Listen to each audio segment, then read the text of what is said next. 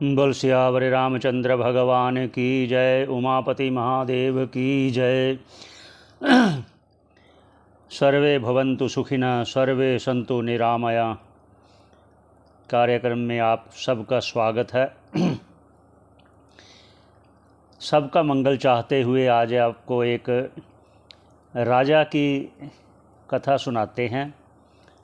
उसका आधार है ये, कथा का आधार है ये कि परमात्मा कब, कहाँ, कैसे और किसको क्या उपहार दे दें, उसके भाग्य में क्या लिखा है, ये इसके आधार पर आज की कथा होगी।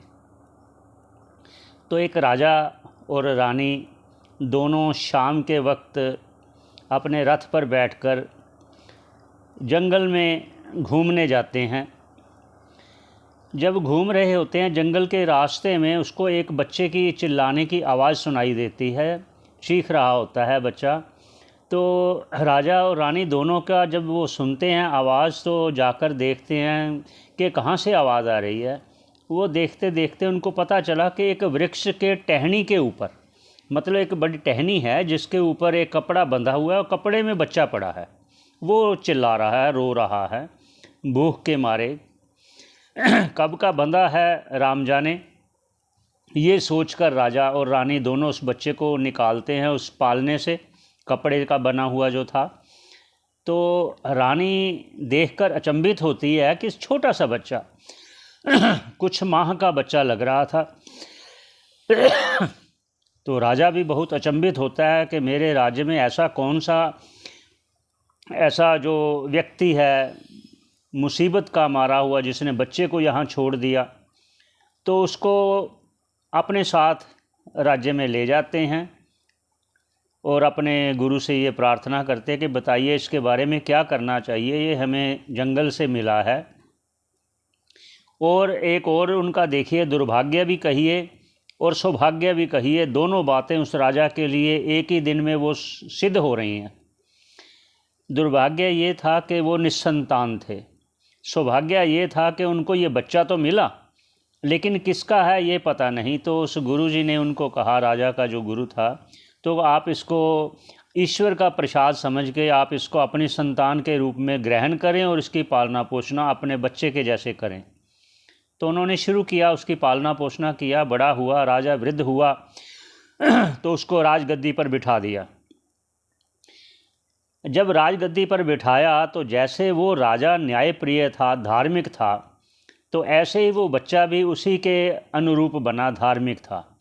तो वो कभी कभी संतों को बुलाया करता था कि हमारे राज्य में आकर, हमारे महल में आकर आप भोजन ग्रहण करें और हमें आपकी सेवा का सौभाग्य प्राप्त करें, कि हमें सौभाग्य मिले कि आपकी सेवा करने का अवसर मिला। ऐसा सौभाग्य प्राप्त करना चाहता था वो भी राजा, जैसे पहले राजा था। तो सभी जितने भी संत थे, फ़कीर थे, सभी कभी कभी उनके राज्य में जाकर भोजन ग्रहण करते थे और राजा को आशीर्वाद दिया करते थे। तो एक दिन एक संत गए वहाँ राजा के पास भोजन के लिए। तो वो संत भोजन करने के बाद बहुत खुश हुए और उसे आशीर्वाद दिया। आशीर्वाद जब दे रहे थे तो उसे ना जाने मन में क्या ऐसा अनुभव हुआ। तो उसने पूछ लिया कि हे राजन, आपका ये सारा जन्म कहाँ हुआ, पालना कैसे हुआ, राजा ने कब ऐसे कैसे किया, ऐसे सब पूछने लगे वो संत उनसे, राजा से। तो उन्होंने कह दिया साफ, क्योंकि राजा ने भी उस बच्चे को जब बड़ा हुआ तो उसे सारी बातें बता दी कि तुम मेरे अपने बायोलॉजिकली नहीं हो, मुझे आप जंगल में मिले थे। वो इसलिए क्योंकि राजा कोई चीज़ बात छुपाते नहीं थे। जो धर्म पर चलने वाले होते हैं, जो ऐसे धर्मात्मा होते हैं, वो बात छुपाते नहीं। उन्हें स्पष्ट बोल दिया कि आपको मैंने अपने पुत्र जैसे पाला है और मेरे अधिकारी भी तुम, उत्तराधिकारी भी तुम हो राज्य के। ये बात उसे बता दी गई थी, कहाँ मिला था ये बता दी गई थी। तो उन्होंने वैसे ही जैसे साधु ने पूछा तो उस राजा ने जब उस साधु को, संत को बताया कि ऐसे ऐसे घटना, ऐसे ऐसे इस समय मैं इतनी देर का था जब मुझे राजा ने वहाँ से उठाया था, तो उस संत की आंखों में आंसू आ गए। वो भगवान को याद करने लगे कि हे भगवान, आपकी लीला बहुत न्यारी है, बहुत न्यारी है, हम आपकी लीला को नहीं समझ पा रहे। तो हुआ यूं था, उस संत की आंखों में आंसू क्यों आ गए? वो घटना को याद करके कि भाई अगर ये, वो हुआ यूं था कि उस संत का बचपन से अनुराग था भगवान में, भगवान की बहुत पूजा करते थे, तो उसका गृहस्थ आश्रम बसाने का मन नहीं था। तो माँ बाप के कहने से, कि माँ बाप की इच्छा होती है कि हमारा बच्चा शादी करे, आगे संतान पैदा करे और सारे व्यवहार को करे, तो उन माँ बाप की आज्ञा पालन करते हुए उसे संत ने, जब यंग था, जवान था, यौवन अवस्था था, पर मन में उसे भगवान की भक्ति थी, तो उन्होंने शादी कर लिया। जब शादी किया तो बच्चा हुआ, तो इतने में उन संतों के माँ बाप गुजर गए, दोनों माँ बाप गुजर गए। और बच्चे होने के कुछ महीने बाद उसकी पत्नी अर्थात बच्चे की माँ भी चल बसी। ये देखकर संत ने कहा, शायद भगवान मेरी सहायता करना चाहते हैं कि इसका मन भक्ति में लगता है, तो शायद उसने ये सारा ऐसा वातावरण बना दिया। पहले माँ बाप चले गए, फिर पत्नी चली गई, कहते हैं बच्चे का क्या करूं? जब ऐसे उसकी भावना बनी तो उसने कहा, जिसने ये कार्य किया है इस बच्चे को भी वही संभालेगा। तो इसलिए उसने उस ईश्वर पर छोड़कर, एक कपड़े में उस बच्चे को बांधकर, ईश्वर का नाम लेकर उसको छोड़कर जंगलों में चला गया भगवान की तपस्या करने। तो ये भाव देखिए, ईश्वर ने कब, किसको, कहाँ, किस रूप में उसकी सहायता करनी है, उसके प्रारब्ध में क्या है, ये भगवान स्वयं भी कह रहे हैं।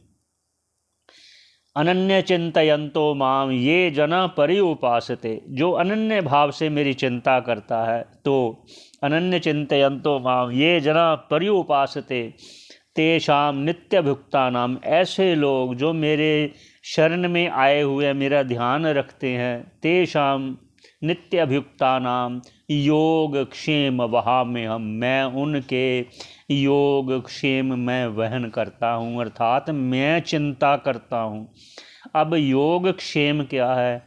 योग है जिसके पास जो चीज़ नहीं है, अगर वो मेरा प्रिय है, मेरी शरणागत है, तो उसको जो चीज़ नहीं प्राप्त उसको प्राप्त करवा देता हूँ, ये योग है। और क्षेम क्या है? फिर उसकी रक्षा करता हूँ मैं, जो उसको प्राप्त है फिर मैं उसकी रक्षा करता हूँ।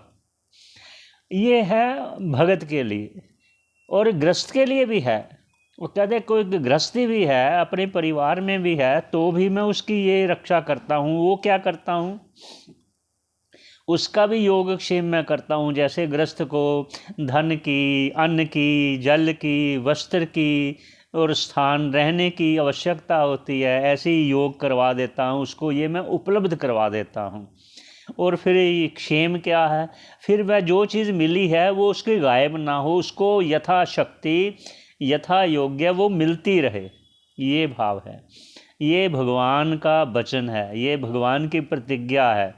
ये देखिए, कहने का तात्पर्य कि प्रारब्ध में ईश्वर ने कब, किसके, कहाँ क्या लिखा है।